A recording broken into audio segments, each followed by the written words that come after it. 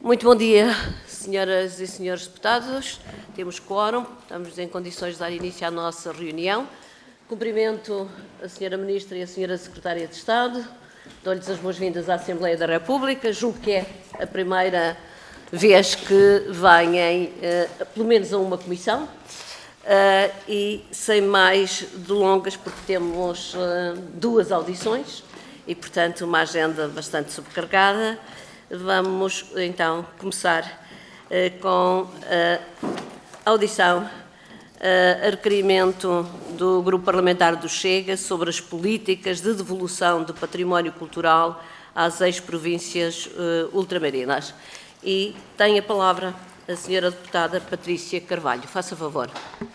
Obrigada, Sra. Presidente. Sra. Ministra, em novembro, antes de ser nomeada Ministra, a doutora Dalila Rodrigues disse, que era então diretora do Mosteiro dos Jerónimos e da Torre de Belém, disse que era fundamental assumir o imperativo da restituição de bens apropriados, independentemente das condições da sua recepção, acrescentando que não se pode continuar a exercer um poder tutelar sobre os locais de proveniência indevida das peças. Depois, em maio, a Sra. Ministra referiu que se existir algum bem cultural que tenha sido apropriado indevidamente do ponto de vista ético, então Portugal deve proceder à sua reparação. Sra. Ministra, o Grupo Parlamentar do Chega gostaria de lhe colocar algumas questões. Como é que conseguiu mudar a sua opinião em tão pouco tempo, passando do imperativo da restituição de bens apropriados para se existir algum bem apropriado indevidamente do ponto de vista ético? Pergunto-lhe o que é que mudou e o que é que considera ser uma apropriação indevida, não à luz dos valores atuais, mas à luz da época dos descobrimentos. Importa também saber se as posições e crenças pessoais da doutora Dalila Rodrigues se vão sobrepor àquela que é a missão da senhora Ministra da Cultura e que, entre outras coisas, passa por garantir a salvaguarda do património cultural português. E pergunto isto porque a senhora Ministra disse em 2019 que os portugueses sofrem, e vou citar, de hiperidentidade e de excesso de necessidade de afirmar o nosso orgulho histórico. Eu não sei quanto à senhora Ministra, mas eu e o Grupo Parlamentar do Chega temos muito orgulho naquela que é a história do nosso país e dos nossos antepassados. Se foi tudo perfeito, naturalmente que não foi, ainda hoje não o é, e certamente que as gerações futuras vão olhar para o nosso tempo e vão apontar-nos os erros que cometemos. No entanto, ao momento a que estamos, todos nós, enquanto povo, fazemos o melhor que podemos e o melhor que sabemos e, portanto, com os nossos antepassados foi exatamente igual. Por isso, não consideramos que seja justo ou sequer honesto que estejamos a avaliar e a classificar as ações dos nossos antepassados à luz dos valores e princípios do século XXI. A senhora Ministra disse também, na sequência das declarações do Sr. Presidente da República, que concordava que o Governo seguisse as políticas que têm sido desenvolvidas pelos governos anteriores, ou seja, cooperação. Mas eu pergunto, o Grupo Parlamentar do Chega pergunta, esta cooperação traduz em exatamente o quê? Porque cooperação já existe a vários níveis, por exemplo, ao nível de sucessivos perdões de dívida a vários países da CPLP, como o perdão de dívida de 200 milhões de euros a Cabo Verde, o programa cabo-verdiano Casa para Todos, que foi financiado em 80% por Portugal e executado por construtoras portuguesas, a dívida de Moçambique, 248 milhões de euros, que será cancelada progressivamente até 2025, ou o perdão da dívida externa de São Tomé e Príncipe na ordem dos 22 milhões. Mas há mais, esta cooperação também não se resume só a esta questão de perdão de dívidas e traduz também na assinatura de protocolos que permitem que os cidadãos das antigas colónias venham a Portugal ser tratados no nosso Serviço Nacional de Saúde a custo zero. Aliás, uma notícia de maio deste ano, pouco mais de um mês, que refere, e cito, Portugal gasta dezenas de milhões de euros por ano com doentes dos PALOP. Portanto, era importante que a senhora Ministra explicasse em que mais pode consistir esta cooperação. Depois, o anterior Ministro da Cultura disse que Portugal iria levar a cabo a elaboração de uma lista de património cultural com origem nas ex-colónias portuguesas. O Grupo Parlamentar do Chega pergunta à Sra. Ministra se esta lista está concluída, se ainda está a ser elaborada, se ficou suspensa e qual é o objetivo final desta lista. E se ainda está a ser desenvolvida, perguntamos se será também elaborada uma lista de todo o investimento que Portugal fez ao longo dos séculos nas antigas colónias. Vai Portugal ser ressarcido dos milhares e milhares de escudos que investiu em África com a construção de barragens, de escolas, de estradas, portos, ferrovias ou universidades? Vai Portugal ser ressarcido dos bens e das relíquias que levou, por exemplo, para o Brasil, quando a família real lá se instalou e depois não as trouxe de volta no regresso a Portugal? Ou, por exemplo, se as antigas colónias vão devolver também a Portugal os bens dos portugueses que foram apropriados por africanos nos caóticos processos de independência, indemnizando assim os retornados que vieram para Portugal e que lá deixaram tudo o que tinham e que era seu. A verdade, Sra. Ministra, é que esta troca seria logisticamente inviável e historicamente insensata e abriria uma verdadeira caixa de Pandora impossível de controlar e que colocaria em risco as próprias obras de arte, mas também o espólio cultural português. E convém lembrar que Portugal não nasceu a 25 de abril de 1974 e, como alguém uma vez disse nesta casa, não pode haver uma atribuição de culpa coletiva. Nem os portugueses são colonialistas, racistas, imperialistas, nem os restantes povos são apenas vítimas. Por isso, e para terminar, vou deixar mais duas questões à Sra. Ministra. A Sra. Ministra está em condições de garantir que Portugal não devolverá qualquer obra de arte ou bem cultural às antigas colónias? E, por fim, se a Sra. Ministra tem vergonha da história do seu país. Obrigada. Muito obrigada, Sra. Deputada. Para responder, tem a palavra a Sra. Ministra da Cultura, Dalila Rodrigues. Faça favor, Sra. Ministra. Excelentíssima Sra. Presidente da Comissão de Cultura, Comunicação, Juventude e Desporto, excelentíssimos senhores deputados, os meus cumprimentos e cumprimento também todos os presentes.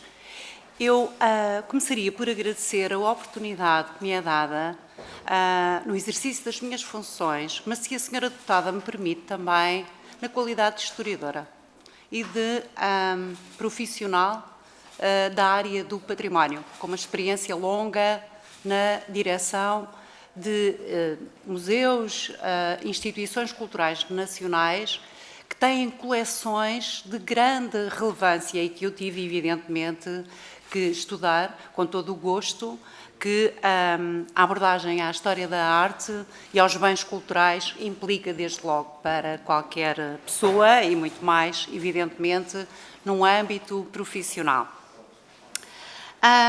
Na verdade, em resposta ao que me coloca, eu gostaria por começar com uma nota preambular, com um esclarecimento.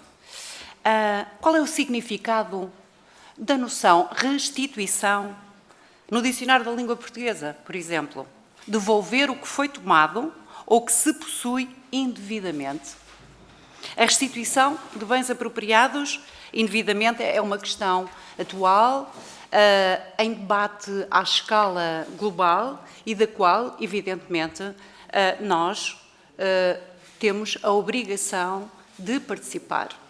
Há uma questão que é transversal, que se coloca para todos os países, porque as trocas culturais existem desde sempre. E as situações de, digamos, posse indevida das obras de arte são constantes ao longo da história. Aliás, é uma questão que tem uma densidade histórica secular e, portanto, evidentemente, não faz qualquer sentido evocar os descobrimentos para colocar a questão da restituição das obras de arte.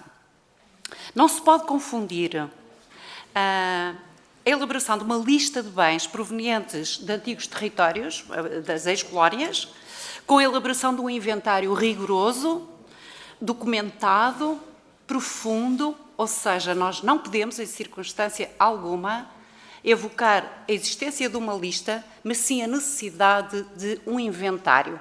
E o inventário não se faz de forma ligeira, numa aproximação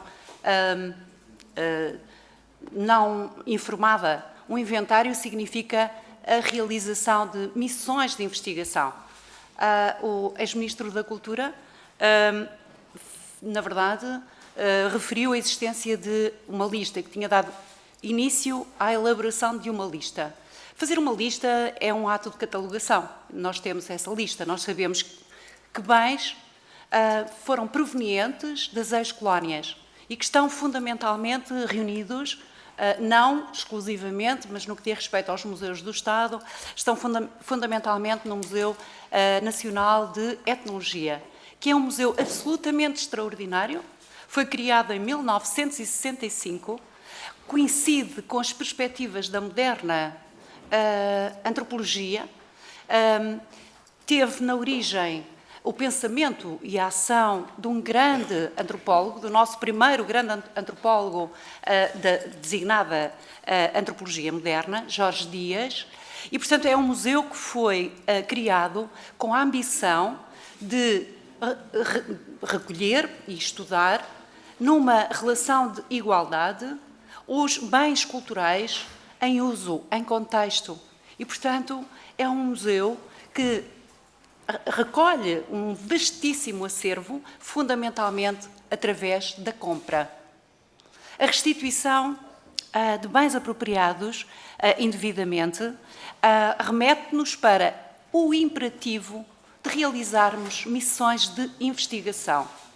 E essas missões de investigação devem ser antecedidas de visitas de estudo. E, por isso, eu tenho todo o gosto em convidar os senhores deputados, e particularmente a senhora deputada que acaba de me colocar este conjunto de questões, para uma visita de estudo ao Museu Nacional de Etnologia, que, na verdade, foi eleito, identificado como o centro de estudo a partir do início das nossas funções. A senhora Secretária de Estado e eu fizemos já a visita preparatória com o Sr. Diretor do Museu Nacional de Etnologia, Dr. Paulo Costa, para darmos início ao processo de inventariação documentado e, portanto, não se trata de elaborar uma lista. Quando se confunde uma lista de inventário ou uma lista de catalogação, devemos, antes de tudo, clarificar. Nós temos uma lista das proveniências, nós sabemos que bens culturais existem no Museu Nacional de Etnologia. Existem 14.685 bens culturais apropriados. Todos eles documentados de uma forma muito superficial. Eu atrever-me a dizer que, na verdade, até ao presente, e isto é rigoroso, até ao presente não foi identificada qualquer obra ou qualquer bem cultural que tenha sido apropriado indevidamente no acervo, na coleção do Museu Nacional de Etnologia. Mas repare-se, senhora deputada, nós temos o dever de estudar as nossas coleções, de as documentar, de lançar a partir desta questão, que é, de facto, uma questão transversal à escala global, missões de investigação, mobilizando as universidades, e de apresentarmos de uma forma rigorosa, documentada, esta questão. Também gostaria de dizer à senhora deputada que estes bens culturais fazem parte da nossa história.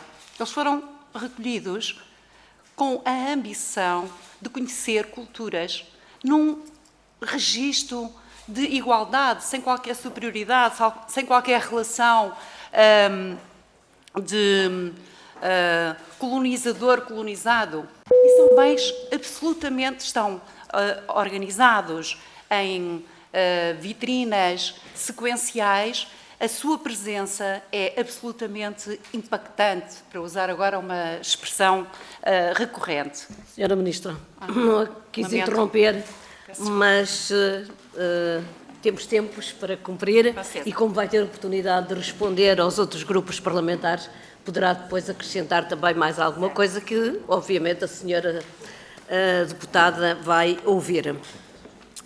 Para intervir em nome do Grupo Parlamentar do PSD, tem a palavra o Sr. Deputado Carlos Reis. Faça favor. Muito bom dia, Sra. Presidente.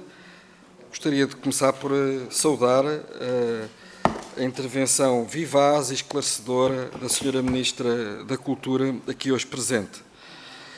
E, de facto, nós não poderíamos deixar de qualificar este requerimento do Chega como um ato de frenesim político cuja espuma do dia se vai esvaindo com com o tempo e, portanto, e registar esta tentativa de caricaturar a Sra. Ministra naquilo que ela não é. Ou seja, tentar pintar a Sra. Ministra numa espécie de porta-voz do movimento woke, anticultural português, antipatriótico. Agora, a política é um ato sério. E quando estamos a falar de história portuguesa, quando estamos a falar de história mundial, estamos a falar de histórias africanas, estamos a falar de história, nós temos de ter muito cuidado. Mas o cuidado não significa falta de assertividade, porque essa mesma assertividade que o Chega aqui usou, eu vou usar em dobro, porque eu acredito que as palavras devem ser respondidas com palavras. Senhora Ministra, o centro político moderado, a direita nacional, patriótica, não é frenética, nem vive da antagonização com os povos irmãos. Por isso mesmo, nós, no campo patriótico, no campo nacional, sempre entendemos que uma das grandes características portuguesas, que faz parte inclusive da nossa identidade e que alguma esquerda woke deplora como sendo uma espécie de afiliação tardia de lusotropicalismo, mas que não é, porque, e já o podemos comprovar vastíssimas vezes que não é, é de que nós, na nossa identidade, não a conseguimos conceber sem a memória destes 500 anos e, sobretudo, sem a vivacidade e sem a reciprocidade que sentimos, de facto, ao chamar povos, irmãos, aos países resultantes daquilo que foi um encontro de culturas, um encontro de história, matizado por coisas boas, coisas más, por glórias, por misérias, por feitos e também por vergonhas. E é isso que nós somos o resultado dessa história. Eles e nós e eles. E, portanto, quem é de direita e defende Portugal tem necessariamente de defender uma boa relação, uma relação sã, saudável, cordial e calma com os países que nasceram de nós. Por isso mesmo, é uma perspectiva natural, o reconhecimento natural deste debate. Este debate existe porque nós não o suscitamos. Este debate existe porque existe desde a história mundial e a história europeia, desde o pós-guerra. É uma consequência natural dos movimentos de descolonização, dos movimentos de autodeterminação. É uma consciência também natural da autorreflexão e da auto-identificação que as próprias potências europeias e ocidentais fizeram revisitando o seu passado. Não revendo o passado, mas revisitando-o. E, portanto, a melhor resposta que temos a dar a esse debate é uma habilitação histórica, política, sobre ele mesmo. E, em relação a estes assuntos concretos, defendermos as nossas posições e defendermos com aquilo que tem a civilização e o Estado de Direito e o princípio do direito internacional, o direito, a lei, a habilitação jurídica de cada título. Por isso, estou particularmente descansado pela declaração, e nós estamos particularmente descansados pela declaração inicial da Sra. Ministra, que, até prova em contrário, garante que, por exemplo, no Museu Nacional de Etnologia não existe uma única obra indevidamente apropriada. E aqui a apropriação e o título de apropriação legítima ou ilegítima não carece de pergunta, pelo menos de quem defende patrioticamente a cultura portuguesa e o nosso património. Não merece qualquer dúvida, porque aqui a questão é da apropriação se foi juridicamente à face do direito coevo do momento, passo o pleonasmo, se essa apropriação foi correta ou não foi correta. Por isso, gostaria também de agradecer esta clarificação. Por fim, Sra. Ministra, gostaria de lhe perguntar se a perspectiva de uma cooperação, isto porque o Chega veio aqui, no fundo, querer reabrir um contencioso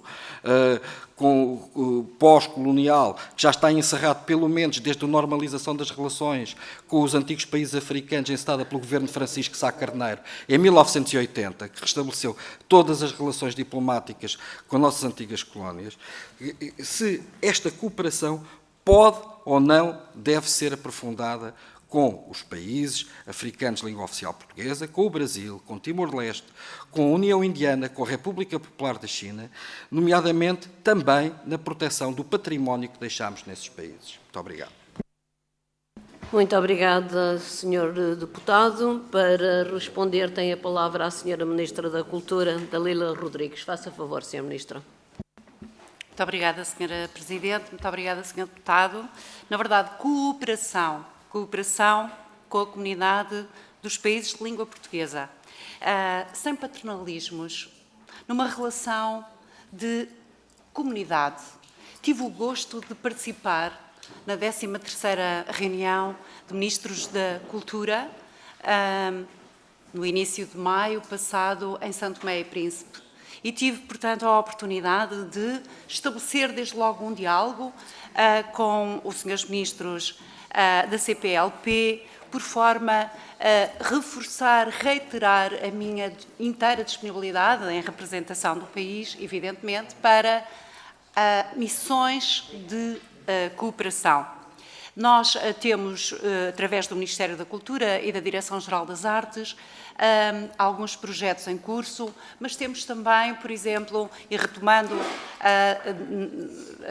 a importância do Museu Nacional de Etnologia e dos bens culturais à sua guarda provenientes das ex-colónias, temos vários protocolos de colaboração e vários programas em curso. Isso é muito importante. Por exemplo, agora, há muito pouco tempo, em junho, 21 de junho, inaugurou a Bienal de Arte e Cultura de São Tomé e Príncipe. Na verdade, foi 25 de junho, retifico a data, porque, na verdade, estava agendado para o dia 21 e houve uma grande insistência por parte dos curadores, intervenientes, para que eu estivesse presente, justamente porque nós apoiamos esta Bienal de Arte com um financiamento bastante significativo e é uma Bienal que tem, além da vocação de formação artística e de, enfim, partilha do que se faz no campo da arte contemporânea, tem também um âmbito social fundamental. De resto, chama-se Roça Mundo, Associação para a Cultura e o Desenvolvimento, a estrutura que organiza. Queria agradecer ao Sr. Deputado algumas observações relativas a esta questão da legitimidade. Eu penso que nós devemos, tanto quanto possível, estabelecer, estreitar, reforçar laços de cooperação, também através de um conhecimento mútuo. O conhecimento é fundamental. Eu sei que tenho uma matriz que passa pelo estudo, pela investigação, assim também a Sra. Secretária de Estado, fizemos ambos um percurso académico e dedicámos-nos paralelamente, e também porque há uma coincidência entre os acervos museológicos, os bens culturais, as obras de arte, que são o arsenal de trabalho de um historiador e, portanto, há aqui uma absoluta coincidência entre o objeto que temos em discussão, a questão dos bens culturais e da sua restituição, por um lado, e, por outro lado, a nossa experiência académica. Eu posso dizer que, e gostava de partilhar aqui uma situação. Eu trouxe comigo um registro escrito relativo à restituição da Bíblia dos Jerónimos ao abade e monges capitulares do Mosteiro Santa Maria de Belém em 2015. 1815. Peço imensa desculpa, por causa da densidade histórica desta questão das restituições que eu pretendo aqui evocar. E vou, enfim, partilhar com os senhores deputados, com a senhora Presidente, esta memória histórica.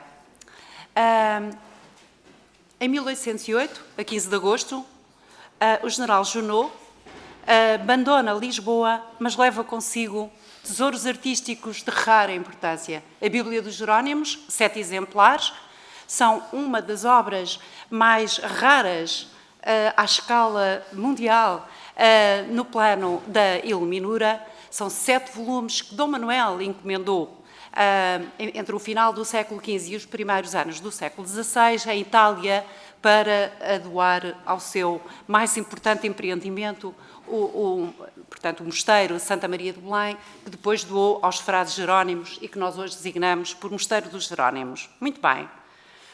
O general Junot levou este tesouro artístico levou outros, mas vamos nos focar na Bíblia dos Jerónimos. Graças às diligências, então, tomadas, designadamente pelo abade, o abade do mosteiro, tendo apresentado um requerimento ao nosso Dom Miguel Pereira Forjás, Ministro dos Negócios Estrangeiros, na altura, com a descrição dos 7 volumes, de uma forma muito detalhada, mostrando que esse tesouro artístico tinha que ser restituído, e assim foi possível que, a 10 de janeiro de 1815, por intermédio do mesmo ministro, o governo informou o abade que a Bíblia se encontrava em Paris e que o rei de França, Luís XVIII, a tinha mandado comprar à viúva do general Junot para a restituir. Minha pergunta é, hoje este grande tesouro artístico está conservado, preservado, a sua segurança está garantida, porque se encontra na Torre do Tombo. Portanto, ou seja, trata-se de um facto histórico em que houve uma restituição e ela foi muito bem sucedida. A minha pergunta é, há uma densidade histórica, uma espessura histórica para este tema das restituições? É importante que nós analisemos a partir de todos os pontos de vista e, portanto, temos que olhar para esta noção e para as suas consequências de uma forma positiva e aberta, abraçar esta questão e dotá-la de luz, da luz do conhecimento. Não sei se... Muito obrigada, Senhora Ministra, e peço que esteja mais atenta ao relógio, porque se as senhoras e os senhores deputados também ultrapassarem o tempo de palavra, depois acabamos por não ter hora de almoço, que também é necessária para que possamos, depois da parte da tarde, estar no plenário. Não tem importância. Para intervir em nome do Grupo Parlamentar do PS, tem a palavra o Sr. Deputado José Costa. Faça favor. Muito obrigado, Sr. Presidente, Sra. Ministra, Sra. Secretária de Estado da Cultura, Sras. e Srs. Deputados.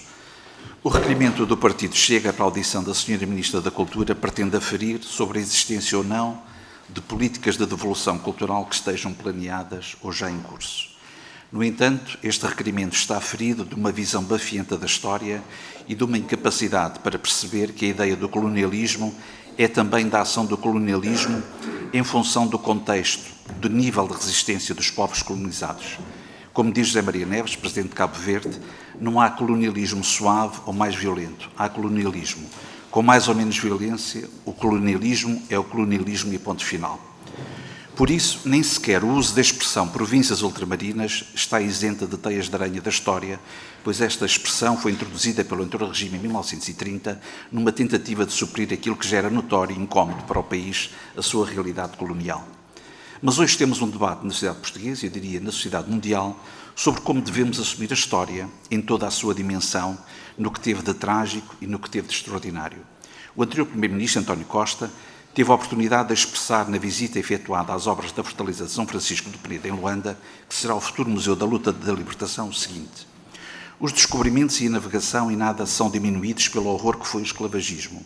Mas o brilhantismo do conhecimento científico que permitiu a descoberta não pode fazer esquecer a dimensão trágica que foi o esclavagismo. E disse ainda, aqueles que lutaram contra o exército colonial português eram patriotas. Como foram patriotas, os soldados portugueses ao serviço do Estado português com o mandato que tinham de defender as colónias e, uma vez em paz, todos os patriotas são irmãos. Mas centremos-nos no tema desta audição. Todos temos consciência que, desde a Antiguidade Clássica ao século XXI, a história está repleta de exemplos de destruição, saque e roubos de bens culturais um pouco por todo o mundo. Deste modo, e por se tratar de um tema bastante atual, a que a questão da descolonização e da sua memória tem trazido para a praça pública e que levou já à redefinição de práticas museológicas também em vários países. Por outro lado, com o conhecido caso em França, disputado pelo Presidente Macron, diversos países começaram a efetuar um enquadramento legal do património à luz, por exemplo, da Declaração da Unesco de 1970, que inclui a listagem de peças existentes nos arquivos e identificação da sua proveniência. Ou seja, A metodologia que alguns países identificaram tem 3 fases. Primeira, a proteção do património cultural e o seu enquadramento legislativo e enquadramento à luz das convenções internacionais. Segunda, o registro de bens culturais, o seu inventário. O terceiro, a restituição de bens culturais mediante a análise de casos e contextos, casos de guerra, retirada ilícita e outros.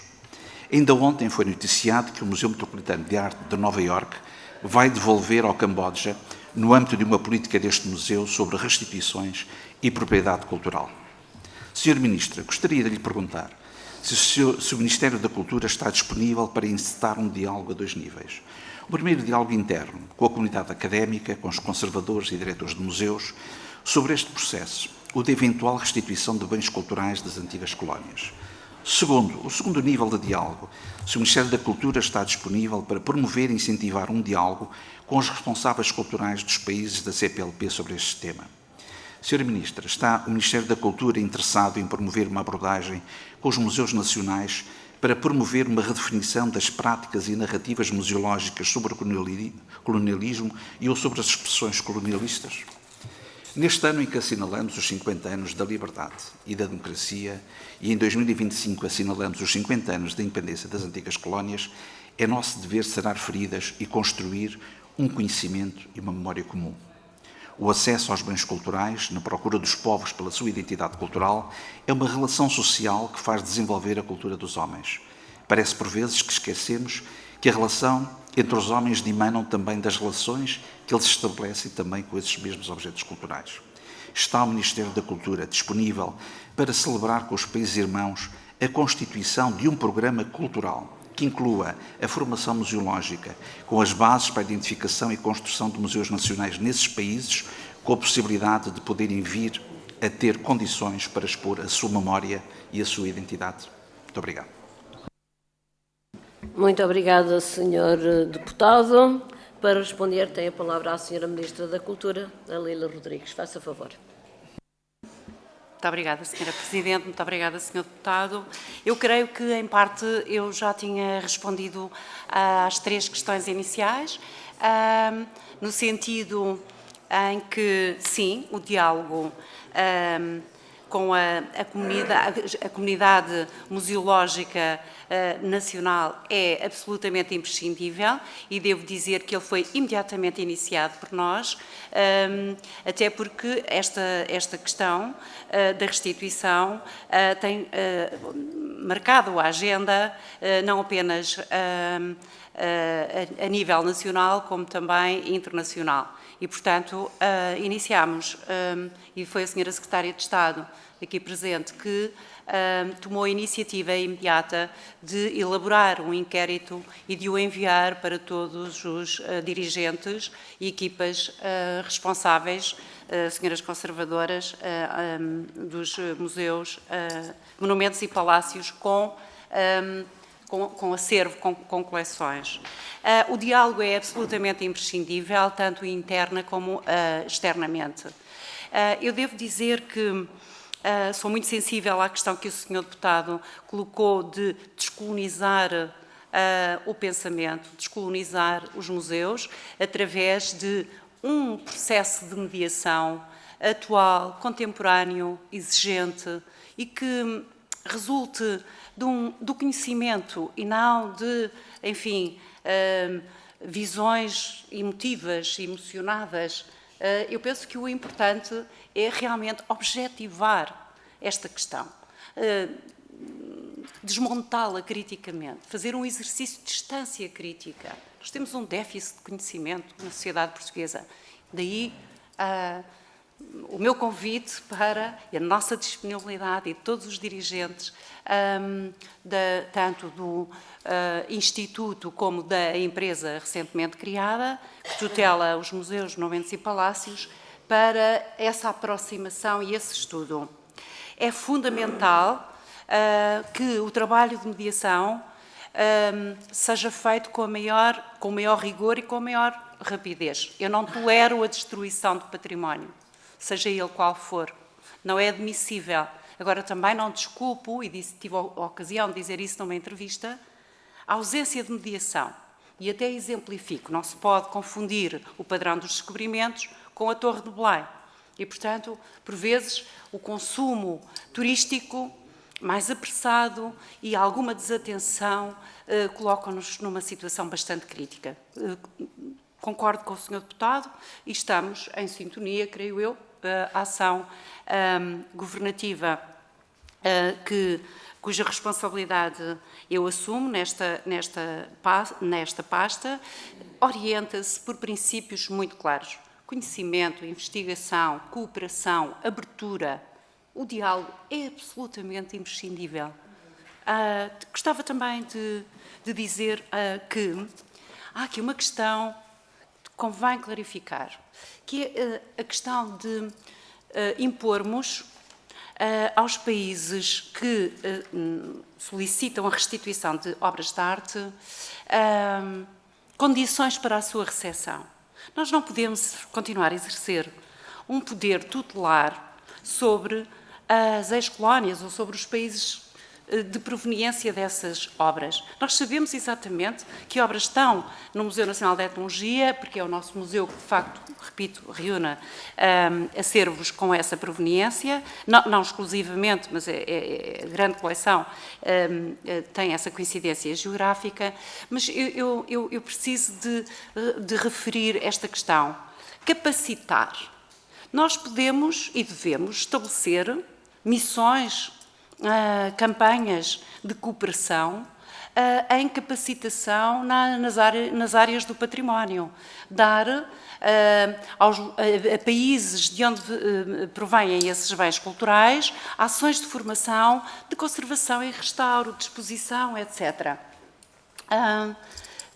Na verdade, o meu tempo está quase a acabar, é isto que a Sra. Secretária de Estado. O grande problema das minhas respostas, e eu peço desculpa por isso, é porque me entusiasmo com, enfim, o que tem sido a minha experiência e com muito que há a fazer, mas, enfim, com a nossa absoluta disponibilidade para vir, de alguma forma, a recuperar o atraso em que o país se encontra na realização deste trabalho. Por fim, se a Sra. Presidente me permite só acabar este raciocínio, há muitas obras que, se regressadas ao seu contexto de origem, não são destinadas a serem exibidas em museus sequer. Ou seja, nós não podemos impor condições de recepção se houver algum bem cultural a restituir. Portanto, não devemos continuar a exercer um colonialismo atual, digamos assim, sobre os países proprietários de obras que foram apropriadas indevidamente. Peço desculpa, Sra. Presidente. Muito obrigada, Sra. Ministra. Para intervir em nome do Grupo Parlamentar do Bloco de Esquerda, tem a palavra a Sra. Deputada Joana Mortágua. Faça obrigada, Sra. Presidente. Cumprimentar a Sra. Ministra, ainda não tinha a oportunidade de nos encontrarmos aqui na Assembleia. Declarar já acordo relativamente a duas das questões que colocou. Uma é o exemplo das invasões francesas, é um exemplo que eu uso com alguma frequência e acho que é bastante elucidativo nesta questão das devoluções de património. O outro é a questão agora colocada sobre as exigências ou não que podem ser feitas aos países receptores e as formas mais ou menos paternalistas que existem de repetir padrões coloniais, e sobre isso estamos de acordo. Parece-me que também estamos de acordo sobre a forma como a devolução de património pode ter um papel histórico importante. Para nós, em primeiro lugar, um papel histórico para quebrar o silêncio sobre as circunstâncias históricas em que esse património foi adquirido, e aqui o adquirido é uma palavra até eufemística para os vários outros verbos que envolvem pilhagens, guerras, ocupações, e que fazem parte da história do colonialismo e que têm vindo a ser reconhecidos a nível internacional como aquisições ilegítimas de património. E a nível internacional isso tem levado até projetos culturais e patrimoniais e museológicos muito interessantes. Lembro-me, por exemplo, do Centro Humboldt em Berlim, que está todo construído à volta precisamente desta discussão sobre a legitimidade ou a ilegitimidade do património e de uma discussão até bastante interessante do ponto de vista das políticas culturais, de como é que se pode construir um museu ou um centro cultural sob essa perspectiva. E, portanto, é um tema atual, é um tema que se tem tornado cada vez mais atual à medida que movimentos antirracistas, movimentos académicos de estudos pós-coloniais o têm trazido para o debate político e também desde que o presidente francês, Emmanuel Macron, tomou iniciativas em França para fazer um relatório e dar origem a um processo de devolução de património. Em Portugal, o tema não tem sido discutido com a calma e a seriedade que ele exige, porque acaba por ser contaminado por outras questões, que são questões de origem de debate ideológico sobre, na verdade, sobre tentativas de revisionismo histórico ou de silenciamento, mas isso acho que não vem ao caso.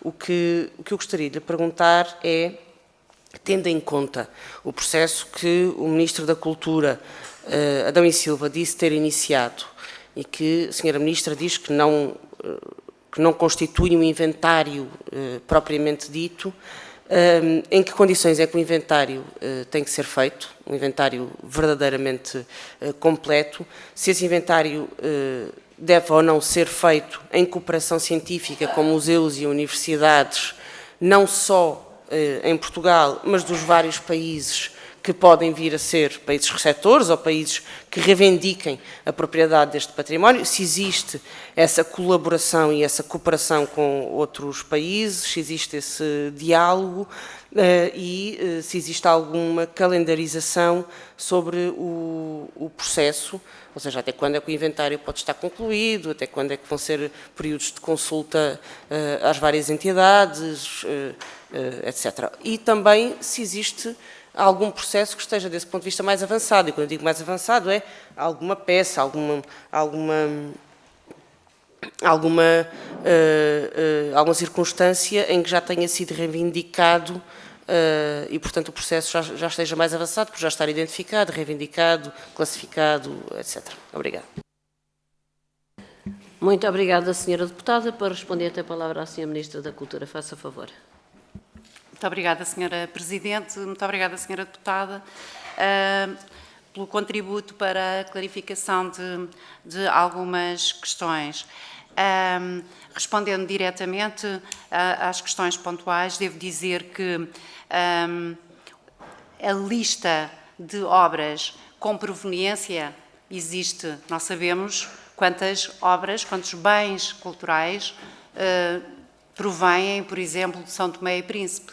E tive a oportunidade, na minha recente deslocação a que já aludi, de, enfim, dialogar de uma forma muito serena e com muito tempo, porque foi no âmbito, enfim, de um acontecimento social, nessa viagem à vida, de clarificar esta situação relativa à proveniência e à restituição. Se as obras provenientes de São Tomé e Príncipe foram em parte adquiridas nos anos 90 pelo então diretor do Museu Nacional de Etnologia para alargar a sua coleção, o professor Joaquim Paes de Brito, evidentemente que não se coloca aqui qualquer questão da restituição. Portanto, não podemos confundir a proveniência com o imperativo da restituição. Nós temos uma lista porque os museus fazem o seu trabalho e, portanto, têm uma catalogação geral das obras com o local da proveniência. Até ao presente, os estudos realizados do ponto de vista da apropriação não dão conta, volto a repetir, de nenhum bem cultural que esteja em condições de restituição. Esta questão é muito importante porque nós sabemos que os bens culturais foram apropriados nos mais diversos contextos. no âmbito de missões científicas, no âmbito de roubos e pilhagens. Ou seja, nós também não temos, por exemplo, nenhum bem cultural, e é importante que se refira que tenha sido apropriado num contexto indevido e que tenha e que remeta para situações críticas, como, por exemplo, o Tesouro de Quimbaia, que agora, portanto, um tesouro de 122 peças em ouro, que agora a Colômbia reclama a Espanha. Por exemplo, a armadura de Dom Manuel, para repetir de novo aqui a situação de uma obra de arte, que suscitou alguns comentários, sobretudo nas redes sociais, por ocasião dos 500 anos da morte de Dom Manuel, na verdade, a 13 de dezembro de 2021. Eu tomei a iniciativa de pedir um empréstimo ao Musée de l'Armée, que tem a armadura dita de Dom Manuel I. Essa armadura existe no Musée de l'Armée, nos Invalides, em Paris, e a título excepcional, por se tratar, enfim, de uma peça da maior relevância e de significação para o evento que então celebrava, o Musée de l'Armée, de uma forma cooperante, disponibilizou a peça. Ela esteve meio ano em exposição no Mosteiro dos Jerónimos e quando partiu, porque, enfim, as condições do empréstimo assim o exigiam, nas melhores condições de conservação, de segurança, etc., nas redes sociais houve inúmeros comentários relativos à não devolução da peça, porque ela fazia parte, era a armadura de Dom Manuel, ela fazia parte do nosso património. Esta peça deve ter saído a ser, de facto, a armadura de Dom Manuel, e há muitos indícios documentais, etc., que remetem para essa relação. Eu devo dizer que ela não pode ser reivindicada, ela não se trata de um bem cultural, de uma obra de arte que possa ser restituída, porque o Musée de l'Armée a comprou, na verdade, em 1957. Portanto, 58. Às vezes tenho aqui algumas falhas, são muitas datas que carregamos. Em 1958 trata-se de uma peça comprada. Portanto, a ideia é, tanto quanto possível, estabelecer relações bilaterais, absolutamente, seja no contexto da Europa, seja com as ex-colónias. Nós não devemos ver apenas a restituição, e nós sabemos que que esta questão, este tema existe no interior da própria Europa e que nos remete para situações altamente críticas, desde a Nica de Samotrácia, nas galerias do Louvre, aos mármores do Parthenon, no British Museum. Lord Elgin, no início do século XIX, mandou serrar os frisos do Parthenon.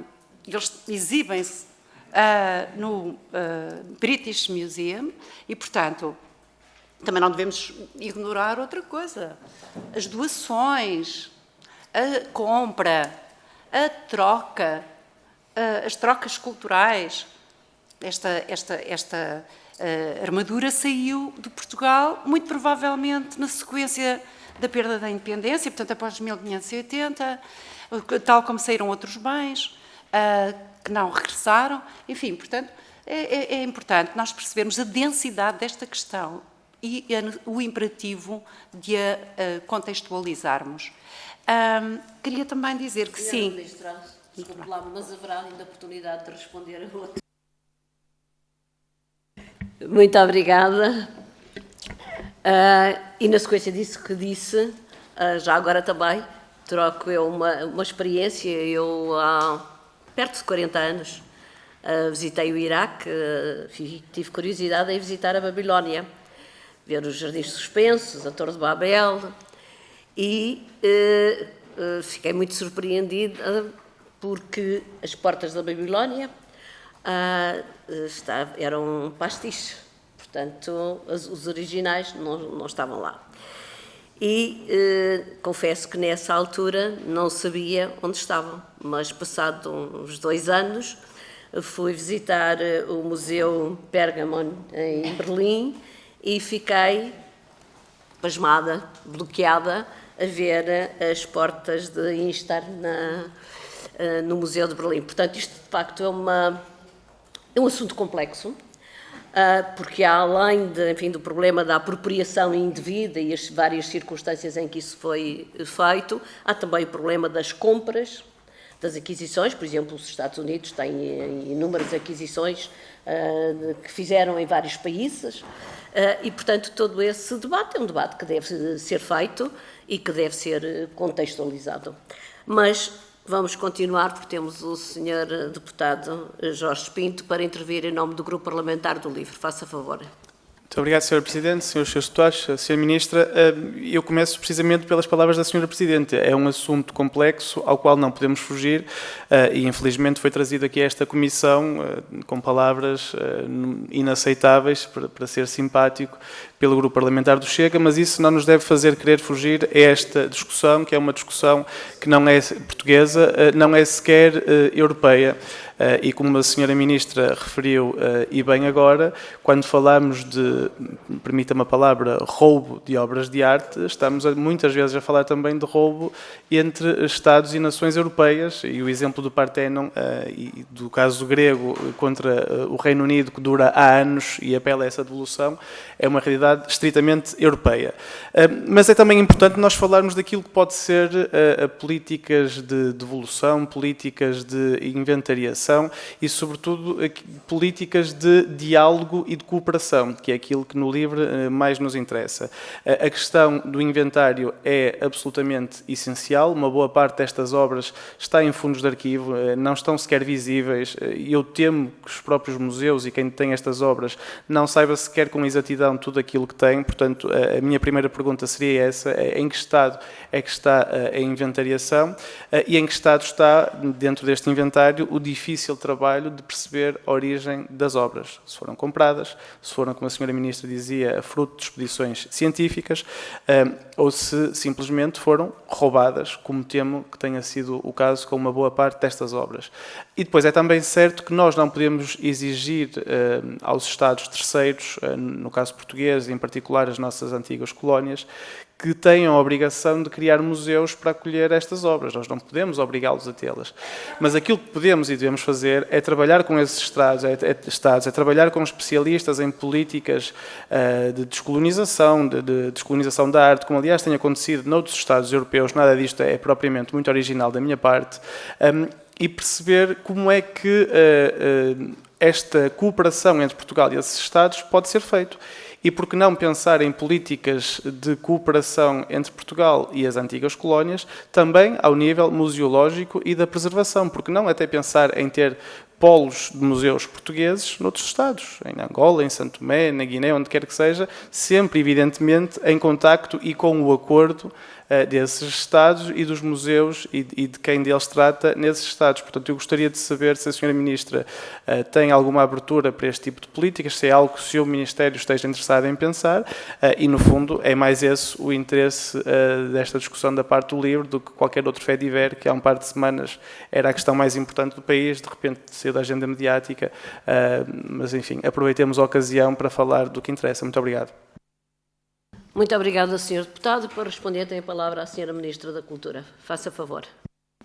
Muito obrigada, Sra. Presidente. Muito obrigada, Sr. Deputado. Eu agradeço as observações feitas, sobretudo esta que diz respeito ao sentido de cooperação e não à imposição de condições. Para mim é muito importante. Claro que a motivação já se percebeu, que a tenho porque a coloco como um imperativo profissional. É fundamental ter um pensamento patrimonial contemporâneo. Nós não podemos ignorar as grandes questões que estão a ser debatidas à escala global. É absolutamente imponderável. Nós temos que enfrentar com toda a transparência, abertura, sentido de diálogo. De facto, sim, toda a abertura para a cooperação com países que eventualmente queiram receber da nossa parte formação nas áreas, como já disse, da museologia, evidentemente nos trabalhos que estão implicados quando nós falamos num programa museológico. É verdade que a maioria das peças está acessível. Os bens culturais à guarda do Museu de Etnologia os bens culturais estão expostos no que se designa por reservas visitáveis, o que, na verdade, constitui uma grande vantagem para que o inventário possa começar assim que nós também tenhamos as condições de mobilização das universidades, das unidades de investigação, dos centros de estudos, que já têm experiência, sobretudo nesta questão da descolonização. Exato. Além do mais, como diz aqui a Sra. Secretária de Estado, as universidades também têm coleções. As sociedades de geografia, os museus da ciência, há peças. Eu evidentemente, estou-me a reportar e falo insistentemente no Museu Nacional de Etnologia, porque ele vai, e já foi identificado, como disse, como o centro para o debate todas estas questões. Só gostava de clarificar, e eu penso que o Sr. Deputado concordará comigo, o que nós não podemos fazer é impor condições de restituição, porque é uma forma de paternalismo, é uma forma de colonialismo atual. Se eu tiver identificada uma peça ou um bem cultural que foi apropriado indevidamente, e se essa peça for, ou se esse bem cultural vier a ser restituído, eu tenho que devolver esse bem cultural, porque ele foi apropriado indevidamente, sem condições de recepção. E muitas vezes ouvimos, como foi o caso do ex-ministro da Cultura, dizer, este debate é preciso ter muito cuidado, capacitar.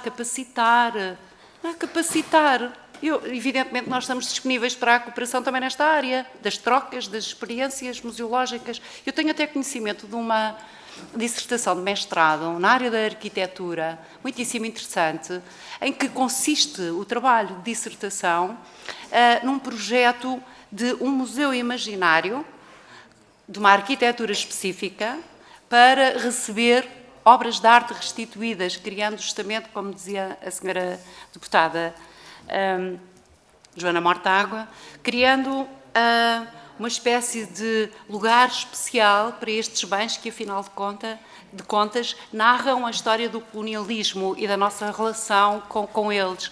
Portanto, evidentemente que o sentido de cooperação enfim, a linha de trabalho que nós vamos valorizar. Muito obrigada, Sra. Presidente. Muito obrigada, Sra. Ministra. E agora, para concluirmos esta audição, tem a palavra o Sr. Deputado José Carvalho, do Grupo Parlamentar do Chega. Faça favor. Muito bem. Portanto, Sra. Presidente, Srs. Deputados, Sra. Ministra, agradecemos em nome do Grupo Parlamentar do Chega, portanto, a presença da Sra. Ministra, é quem desejamos naturalmente os maiores sucessos pessoais e institucionais. Afinal, do sucesso da Sra. Ministra e das políticas públicas na área da cultura em Portugal significará também seguramente o sucesso das nossas muitas e boas gentes que todos nós aqui representamos, e também um cumprimento, se me permitem, à Sra. Secretária de Estado, à Sra. Professora Maria de Lourdes Craveiro. Dito isto, as questões que aqui se colocam, Sra. Ministra, não é por nós que o fazemos, isto importa que seja dito com toda a clareza, mas pelos portugueses e pela decência da história da nação. Ouviu-se aqui falar várias vezes a propósito da questão da decência e da defesa da história, e alguns, arvorando-se em verdadeiros arautos da defesa e da decência da história, falaram aqui sobre uma visão bafienta da história e imploraram como os verdadeiros arautos. A questão é que isto, vindo de um partido que teve um deputado que pugnou pela defesa, e neste caso a destruição do padrão dos descobrimentos e de património português, nós estamos conversados relativamente à questão da decência e da defesa da história de Portugal. Depois também, a propósito ainda do mesmo deputado e do mesmo grupo parlamentar, falou aqui também que, quase que insinuando que a escravatura tinha sido uma invenção do povo português. Bom, isto é no mínimo ignorância, quer dizer, nós temos a escravatura é tão antiga quanto a história da humanidade, mas naturalmente que os 3 minutos que me atribuíram não é suficiente para dissertar aqui sobre o assunto. Relativamente também ainda a essa declaração, foi dito aqui claramente e foi apresentada aqui claramente uma falta de respeito para com os antigos combatentes portugueses e que muitos deles deram a sua vida em defesa, sim, da verdadeira história e da verdadeira alma nacional. Dito isto, falamos aqui, a propósito de história, falamos aqui também em verdadeiros tons inaceitáveis, como já aqui foi dito por um deputado que já nem sequer está aqui connosco, e de um partido que votou contra esta audição à Sra. Ministra. No entanto, e não obstante ter votado contra a audição à Sra. Ministra, esteve aqui também connosco nesta sala. O mesmo partido que, a propósito de história e de património, teve uma deputada que defendeu a retirada das pinturas do Salão Nobre desta casa onde nos encontramos e que faz parte claramente daquilo que é a alma e a identidade portuguesa. Portanto, no entanto, falamos aqui hoje claramente de história e falamos de cultura e, associado com estas questões, falamos também da identidade e da alma nacional.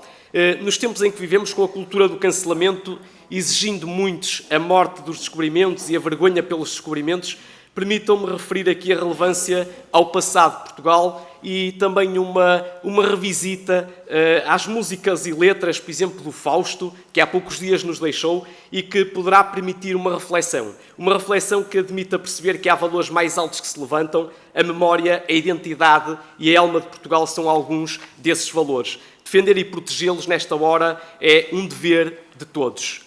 Dito isto, também alguns aqui falaram da questão da direita patriótica. Eu devo dizer aqui que o Chega é, de facto, a verdadeira direita conservadora, patriótica e popular que se sente honrado com o passado e com os nossos antepassados, assumindo por inteiro esse legado com os aspectos positivos e os menos positivos. Não esquece uns, nem sobrevaloriza outros, assume-os por inteiros. Relativamente à questão do bom senso cultural e decência, está com o Chega e não com outros partidos que se dizem das não-esquerdas e que alinham claramente naquilo que é cumplicidade com esta política de cancelamento e de modas do wokeismo. Dito isto, penso que é 3 minutos, Sr. Presidente. Pronto, eu quero ser respeitador e sou institucionalista. E, portanto, dito isto, aquilo que nós aqui queremos deixar de forma bem clara e para terminar é que o Chega não tem vergonha da história de Portugal, honra-se e sente-se honrado com a história, com o passado e assumimos-lo por inteiro. Muito obrigado, Sr. Presidente, pela condescendência e muito obrigado à Sra. Ministra pela presença. Muito obrigada, Sr. Deputado. E para responder tem a palavra a Sra. Ministra da Cultura. Faça favor. Muito obrigada, Sra. Presidente. Muito obrigada, Sr. Deputado. Na verdade, a identidade e a alma nacional são o resultado de construções e reconstruções sucessivas ao longo da história. Não existe uma identidade que se possa identificar como para além da história. Eu pergunto ao Sr. Deputado, considera, por exemplo, o fado uma expressão identitária da alma portuguesa, da nação portuguesa? Com certeza que terá, sem dúvida nenhuma, um reconhecimento da parte do Sr. Deputado, como tem de todos. Mas, na verdade, o que é fundamental dizer aqui é que também havia identidade antes deste género, do fado, se instituir como um elemento identitário da nossa alma e da nossa nação. E os exemplos vão sucedendo, porque as identidades constroem-se e reconstroem-se sucessivamente. Eu entendo que o passado não deve ser, e disse-o também numa entrevista, já que foi uma declaração minha a um jornal, ao Jornal Observador, em novembro passado, que esteve na origem desta audição e, portanto, da inquirição, digamos assim, do partido que o Sr. Deputado representa. Eu devo dizer que também, em julho passado, uma revista de Viseu, Animarte, que tiveram a gentileza de me convidar para uma entrevista muito extensa. Viseu é também a minha terra e, portanto, colaborei com todo o gosto. Eu devo dizer que declarei que não considero a história como um território de remissão de pecados. Considero o passado e a história como uma base a partir da qual, uma referência a partir da qual nós pensamos o futuro, trabalhamos no futuro e, sobretudo, acautelamos, pensamos o presente e, sobretudo, preparamos o futuro. Esta questão é essencial porque vivemos num mundo destroçado por guerras, ódios raciais, toda a sorte de conflitos e devemos, o mais possível, com base na história e tendo a história como uma referência para a nossa aprendizagem, temos absolutamente que olhar para a história de uma forma totalmente descomplicada, descomplexificada, por assim dizer. Não sou favorável à revisão da história. Sou obrigada a isso, nas minhas práticas historiográficas, a estudar o passado com a objetividade possível, sem projetar nele, enfim, os pensamentos e as visões contemporâneas.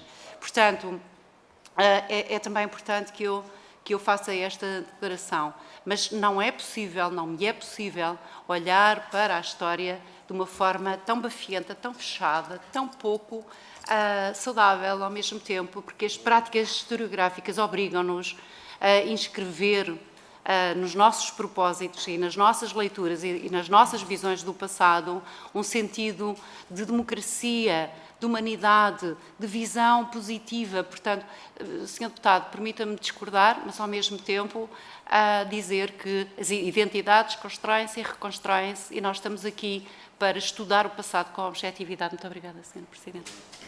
Muito obrigada, Sra. Ministra.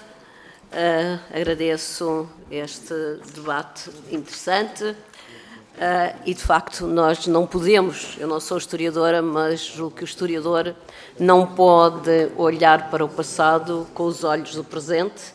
As palavras tinham sentidos diferentes, as ações também e os próprios comportamentos. Agradeço à Sra. Ministra, agradeço à Sra. Secretária de Estado a presença. Agradeço também a presença das senhoras e dos senhores jornalistas que nos acompanharam nesta audição e vamos fazer um ligeiro intervalo por razões técnicas.